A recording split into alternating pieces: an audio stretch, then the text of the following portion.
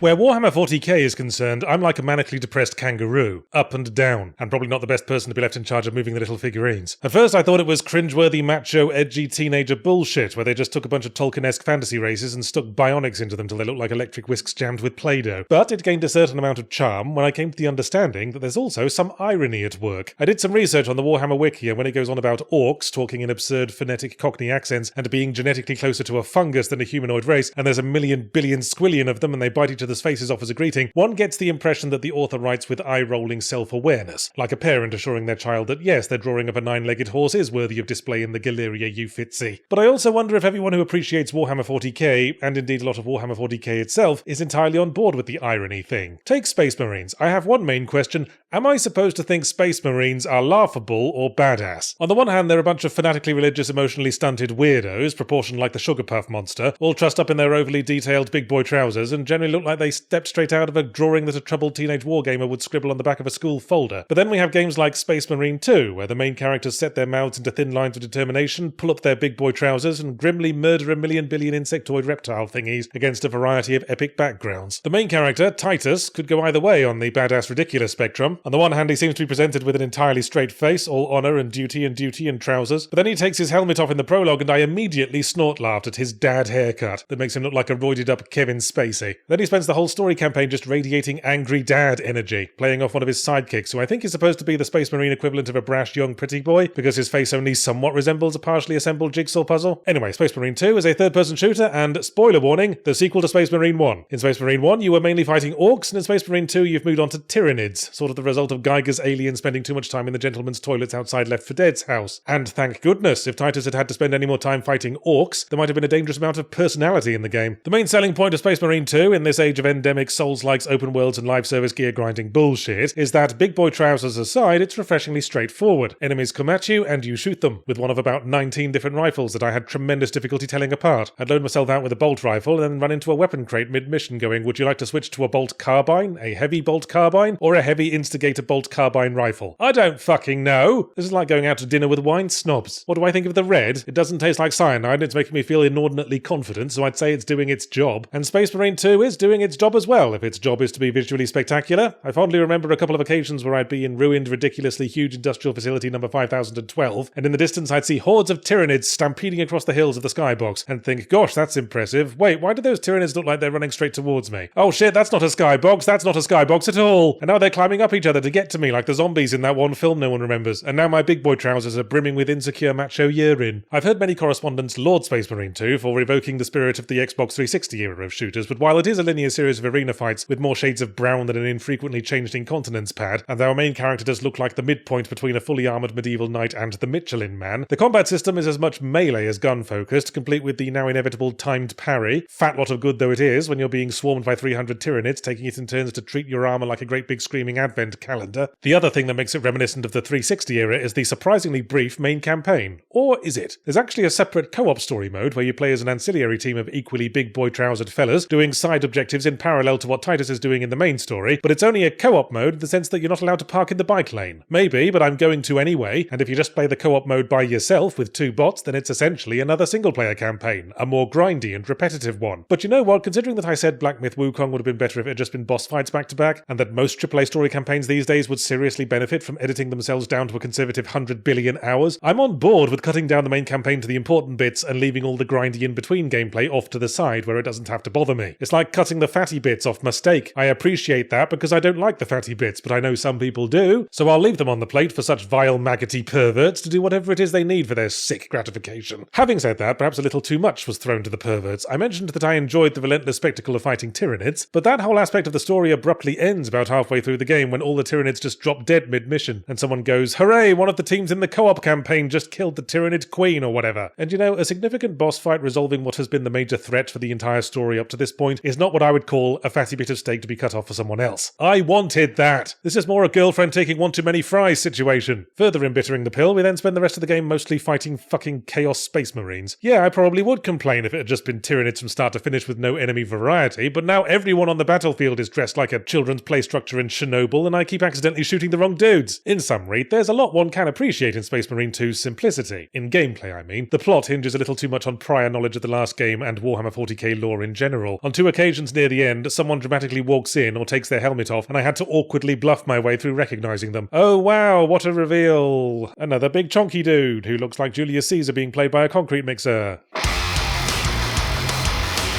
Today's video is sponsored by Saily, the new eSIM service from Nord Security. Go to saily.com/secondwind, choose the 1GB data plan and enter code SECONDWIND to get it absolutely free. Gosh, I'll do that straight away, Yahtzee, as soon as you explain what an eSIM is. Oh right. Well, it's like it sounds, an electronic SIM card for your mobile device that will ensure you stay connected almost anywhere in the world, even if you can't find Wi-Fi, with minimal need for roaming fees or little piddly bits of plastic that get stolen by ants because they look like little tiny credit cards for ants. Once you've signed up on saily.com/secondwind, all you need to do is install the app. Boy, I would have loved such an easy way to get online during my last trip to Thailand when I was trying to explain to a local what does and does not constitute a professional level of hand job. Remember, pick the 1GB of data plan and enter code SECONDWIND to get it for free. And you too will never again lose an argument with a Thai prostitute, and will always know where the nearest hospital is after their friend pushes your teeth out your ass.